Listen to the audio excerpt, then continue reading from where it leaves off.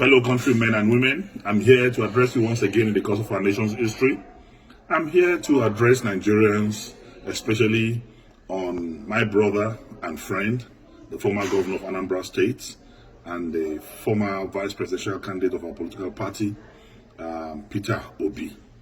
Peter Obi is one of the finest Nigerians who is intellectually mobile and administratively sagacious. He's a great Nigerian, and by the grace of God, he has the potential of being a great president in the nearest future.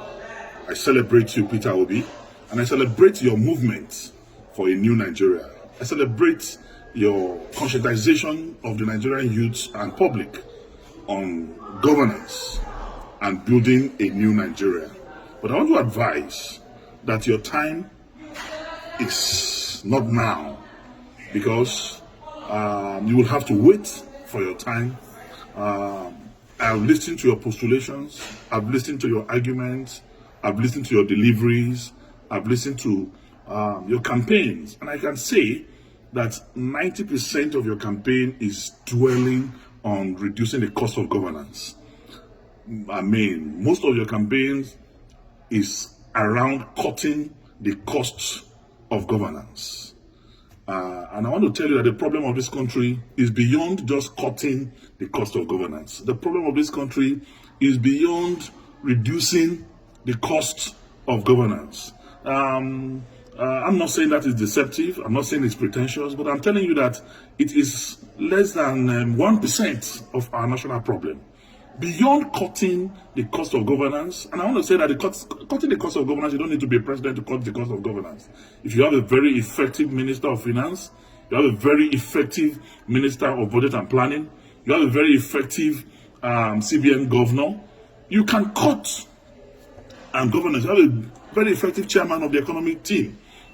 You can cut governance with the cooperation of a president. But I want to say that that is not our major problem today in this country. What we need today in Nigeria is to unify this country. Nigeria has never been this divided in our national history. Not even during the Civil War are we this divided. There is no trust between the North and the South. There is no trust between the East and the North. There is no trust between the West and the South and the Southeast. So we need one character who have the capacity and capability to unite us together as a nation first, because we need to first believe in ourselves as people. We need to believe in our unity. We need to believe in our togetherness even before we can make progress, because without unity there can be no peace, and without peace there can be no development. So first, we need a unifier.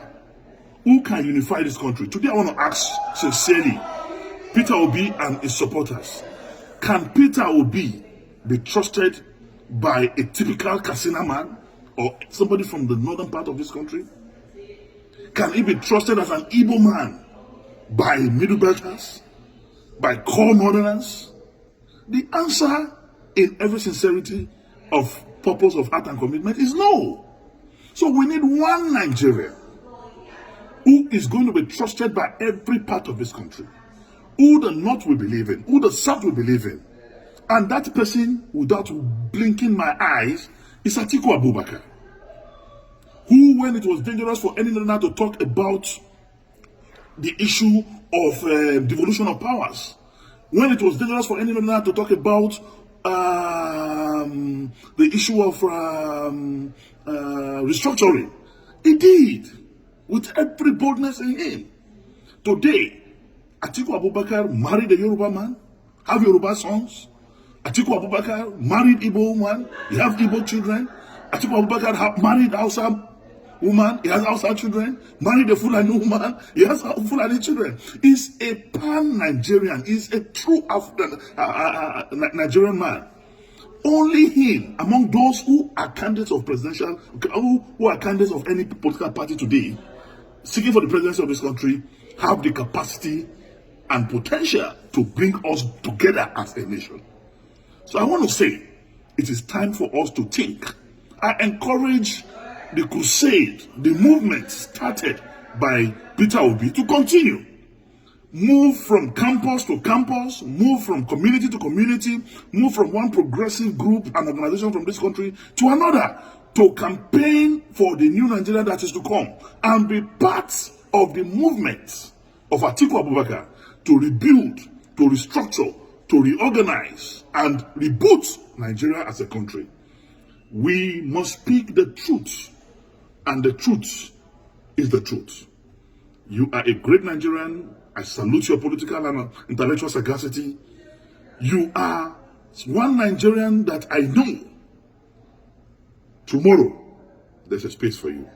But for today, let us forget the social media drama. Let us forget the diaspora euphoria. The truth of the matter is we need a unifier. We need one Nigerian that can solve the problem of insecurity in this country.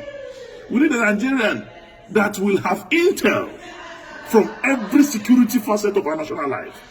We need a Nigerian that will get intel from Cameroon, from Chad, from Mali, from Benin. We need a Nigerian that have that capacity to solve the problem of Boko Haram, banditry, and kidnapping, because he has intel and connection with the security network in the South African region.